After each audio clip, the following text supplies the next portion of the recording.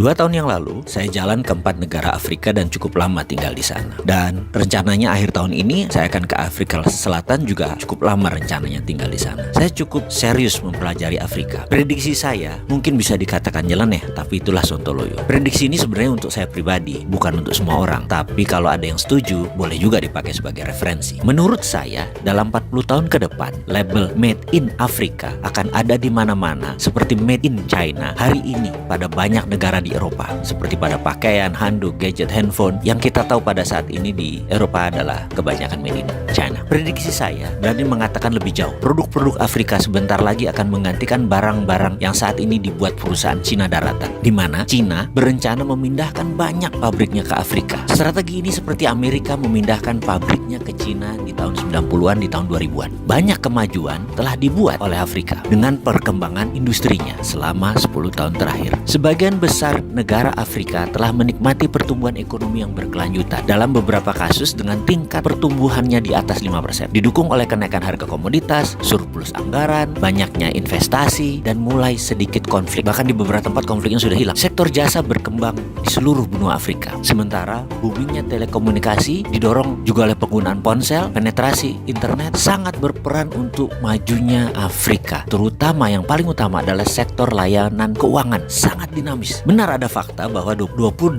negara termiskin di dunia berada di Afrika. Setengah dari penduduknya hidup dalam kemiskinan tanpa akses hak asasi manusia dasar seperti makanan, air bersih, dan perumahan. Sementara 2 dari 5 orang di Afrika masih buta huruf. Pertumbuhan ekonomi produk domestik bruto per kapitanya hanya 1.770, sekitar seperempat dari negara Asia. Transformasi berkelanjutan membutuhkan pendekatan baru yang radikal. Itulah idenya Cina membangun Afrika. Tentunya untuk kepentingan Cina. Sudah ada 23 negara yang diikat dengan One Belt One Road-nya China. Mengapa Cina membangun Afrika? Cina meniru persis apa cara Amerika menyedot aset nasional Cina, yaitu tenaga kerja terampil di tahun 90-an. Namun strategi Cina di Afrika lebih sakti lagi karena strategi pendanaan obornya bisa mengikat sebuah negara dalam jangka panjang. Amerika kala itu lupa mengikat, jadi lepaslah Cina. Dan Cina tidak akan lakukan itu di Afrika. Cina akan lebih dalam memegang Afrika. Bagaimana cara Cina membangun Afrika? Manufaktur Afrika akan menjadi kunci keberhasilan Afrika. Bahan setengah jadi dikirim dari China, lalu dibuat bahan jadi oleh Afrika dan dikirim ke pasar Eropa. Dalam 5 tahun ini, strategi Cina di Afrika mulai menunjukkan hasilnya. Sektor manufaktur mulai tumbuh 9%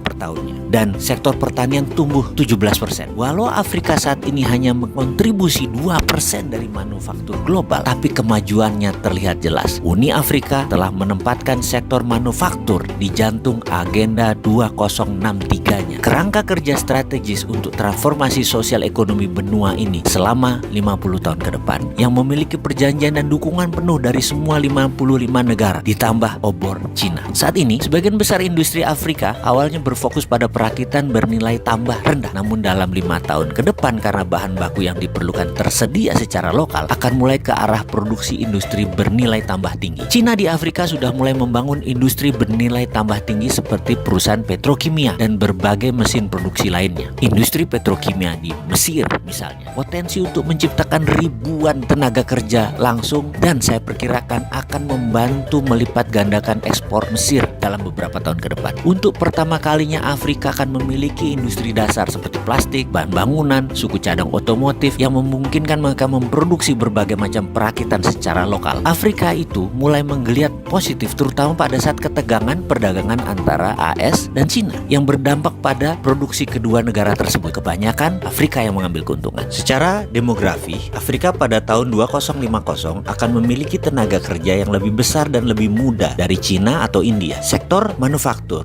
dikembangkan Made in Afrika akan mencapai Eropa lebih cepat karena terjauh jaraknya hanya 10 hari dari Eropa melalui laut. Jika diproduksi di Cina, akan memakan waktu perjalanan lebih dari 40 hari untuk barang tiba. Cina dirugikan sejak awal karena jarak. Karena itu Cina serius membangun Afrika untuk berdagang. Kalau Indonesia, kemana grand plan-nya? Maaf nih ya, menanya.